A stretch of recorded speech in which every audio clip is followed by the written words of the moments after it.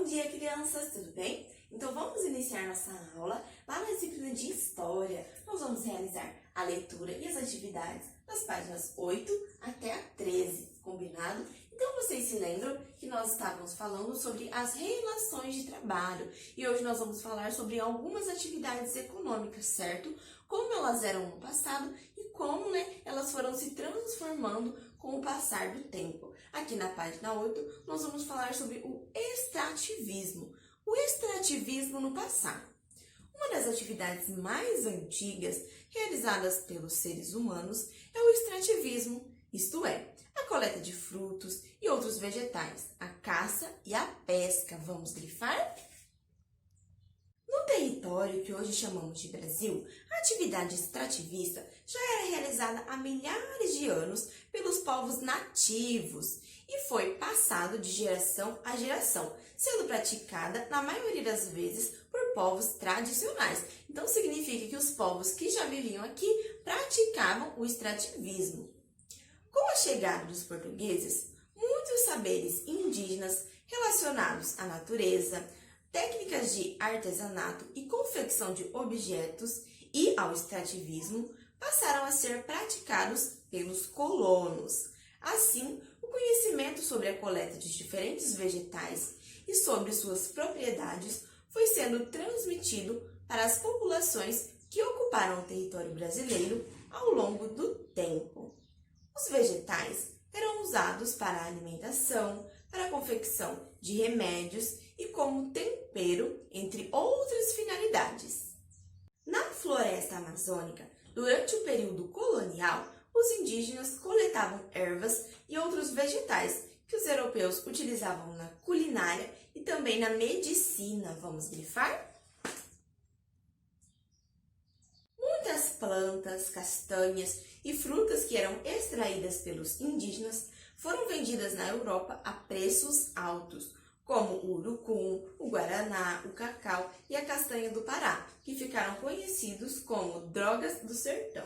E aqui nós podemos ver as imagens, de cada uma delas. O cacau, o guaraná, o urucum e a castanha do Pará. Lá na página 9, nós vamos ver o extrativismo hoje.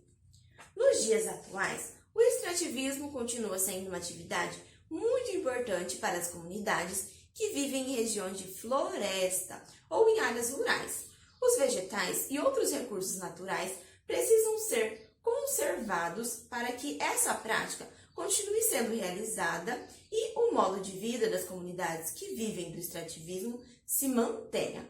Por isso, os povos que vivem dos recursos da natureza realizam o extrativismo de maneira sustentável, então sem agredir o meio ambiente, usando esses recursos de uma forma consciente.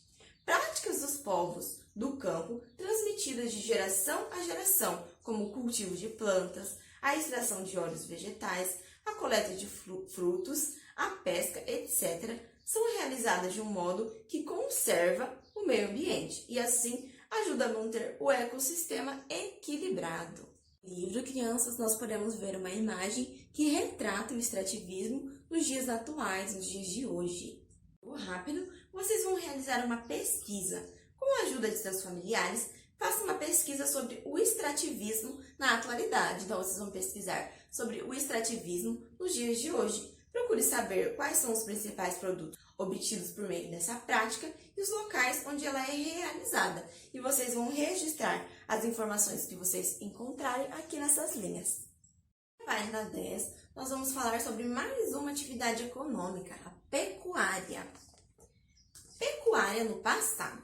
Outra atividade importante que começou a se desenvolver no Brasil desde o período colonial foi a pecuária, com a criação de gado.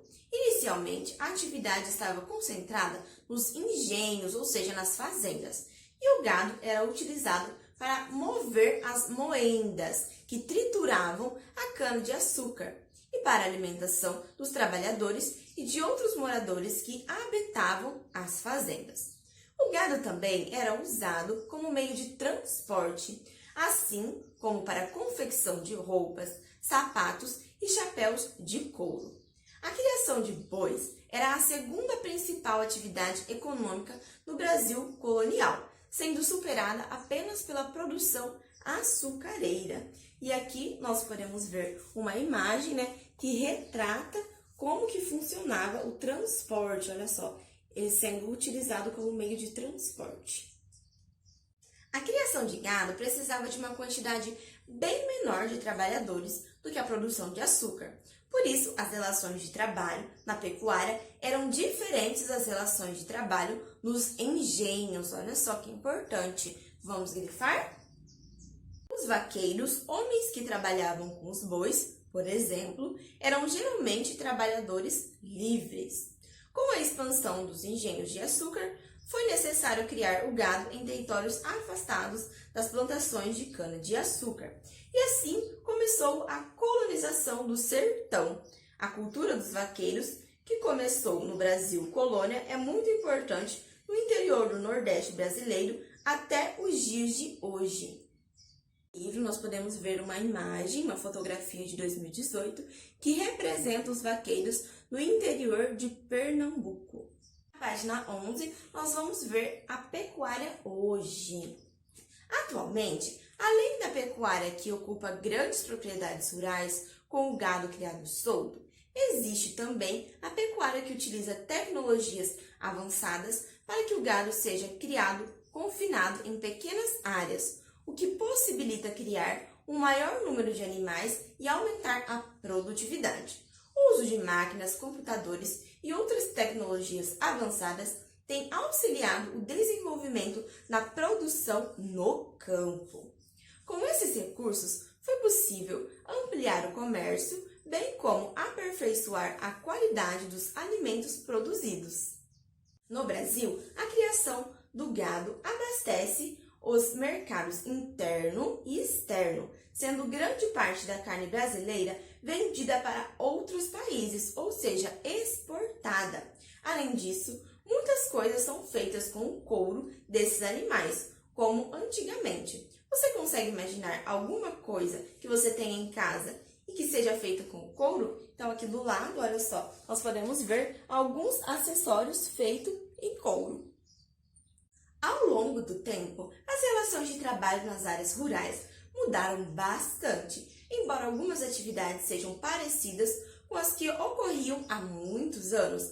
Não podemos dizer que o dia a dia rural da atualidade é semelhante ao cotidiano do passado. Então, as relações vão mudando, se transformando. Vamos grifar? Entretanto, é importante compreendermos que o passar dos anos muda muitas coisas, mas sempre deixa algumas permanências, como os costumes e as tradições que constituem a nossa cultura.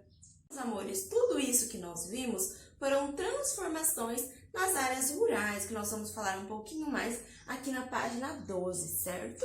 Como vimos, as atividades realizadas no campo, como a agricultura e a pecuária, transformaram-se ao longo do tempo. Novas maneiras de organizar a produção, novas máquinas e novos instrumentos de trabalho foram introduzidos. Apesar de algumas práticas terem permanecido, a agricultura e a pecuária se transformaram muito ao longo do tempo. A produção de cana-de-açúcar e do café, por exemplo, entre outros produtos, continuou sendo realizada, porém com o uso de técnicas diferentes desenvolvidas com o passar do tempo. Em muitos casos, essas tecnologias substituíram a mão de obra humana por máquinas que fazem desde o preparo do solo e da plantação até a colheita. Aqui no livro, crianças, nós temos algumas imagens que mostram, essas transformações que ocorreram. Na primeira fotografia, o que nós vemos? Uma plantação de café no Vale do Paraíba, em São Paulo, ainda no período da escravidão, em 1882. Então, aqui, esses trabalhadores estão no contexto de escravidão. Depois da fotografia 2, é uma imagem de imigrantes trabalhando na colheita de café em 1930. Só que o que tem de diferente aqui? Após a proibição do trabalho escravo, que ocorreu em 1888. Então, esses trabalhadores aqui são livres, certo? E na última fotografia, o que nós podemos ver? é uma fotografia de uma colheita de café da atualidade em uma fazenda na Bahia, feita com uma máquina colhedora. De acordo com essas imagens, meus amores, vocês vão responder o jogo rápido. Na letra A, compare a primeira imagem com a segunda. Quais são as diferenças entre os trabalhadores retratados nas imagens? Então, qual que é a principal diferença? Esses trabalhadores aqui estão no contexto da mão de obra escrava e já esses trabalhadores são imigrantes livres. Letra B. Compare a segunda imagem com a terceira. Qual a principal diferença retratada na colheita de café nos dois diferentes períodos? Então, nesse primeiro período, a colheita ela está acontecendo manualmente. E nessa terceira imagem está acontecendo o quê? Por meio de máquinas, certo? Que está ocorrendo a colheita. Na página 13, nós vamos falar um pouquinho mais sobre a agricultura. Uma forma de agricultura que mantém muitas características tradicionais, com a produção menor e com menos máquinas, é a agricultura familiar. Vamos grifar? No Brasil, grande parte dos alimentos que chegam aos supermercados e que são vendidos nas feiras é produto de plantações desses pequenos agricultores, como nós podemos ver na imagem aqui no nosso livro, ó. Essa feira aqui de agricultura familiar no interior de Minas Gerais, em 2018. E já, aqui uma grande diferença, uma colheita de soja feita por máquinas e em grande quantidade em uma fazenda do Mato Grosso. É isso, turma. Qualquer dúvida, vocês podem me perguntar.